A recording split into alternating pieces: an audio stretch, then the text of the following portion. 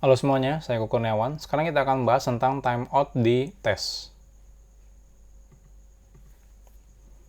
Nah, kadang-kadang kita ingin memastikan bahwa sebuah unit test itu berjalan tidak lebih dari berapa lama gitu ya, atau sekian detik gitu ya.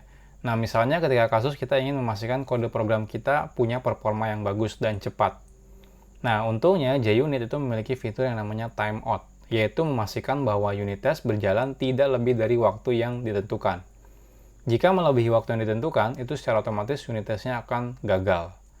Nah, untuk menentukan berapa lama unit test ini boleh berjalan, nah di JUnit itu bisa menggunakan annotation yang namanya @timeout. Ya, jadi tinggal tambahkan timeout, terus teman-teman tinggal tentukan berapa lama unit test ini boleh berjalan.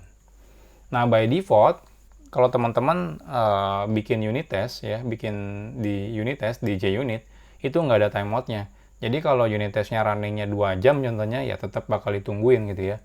Nah, teman-teman kan kadang-kadang ya nggak mau nih unit testnya kelamaan. Contohnya cukup 5 detik deh. Kalau lebih dari 5 detik kita anggap ini berarti kodenya buruk gitu ya. Nah, jadi kita bisa tambahkan timeout. Nah, ini contoh simulasi saja. Jadi teman-teman contohnya punya unit test yang namanya slow test. Lalu di sini teman-teman ya seperti biasa mau pakai test, mau pakai repeated test, mau pakai parameterized test itu bebas.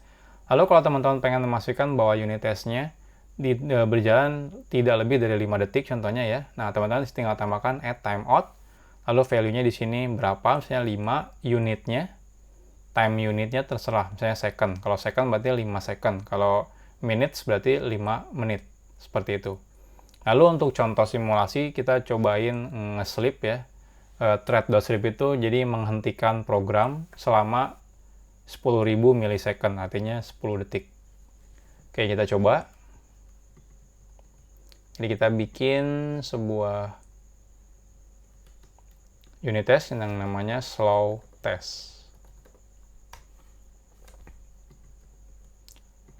Oke, di sini kita bikin fun slow atau test slow gitu ya. Ini tes biasa.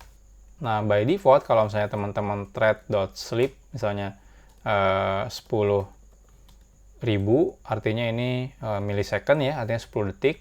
Ini akan ditungguin sama si JUnitnya sampai 10 detik itu kelar. Jadi ini kan lama nih, 10 detik. Jadi sampai 10 detik tetap akan ditungguin. Nah, kelar ya, unit testnya sukses. Nah, misal kita pengen memastikan kalau kode unit test ini tidak berjalan lebih dari 5 detik, contohnya teman-teman cukup tambahkan timeout. Di sini tinggal value-nya 5, unitnya tinggal pilih, misalnya second ya. Jadi 5 detik. Jadi tes ini tidak boleh lebih dari 5 detik. Kalau lebih dari 5 detik, kita anggap tesnya gagal. Kita coba running.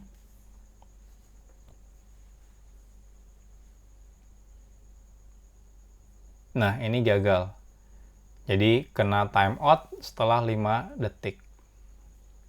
Jadi seperti ini kalau teman-teman pengen memastikan si unit testnya tidak berjalan lebih dari waktu yang kita inginkan. Jadi istilahnya ngeset timeoutnya berapa lama nih si unit test ini. Next, kita akan bahas tentang eksekusi tes secara paralel.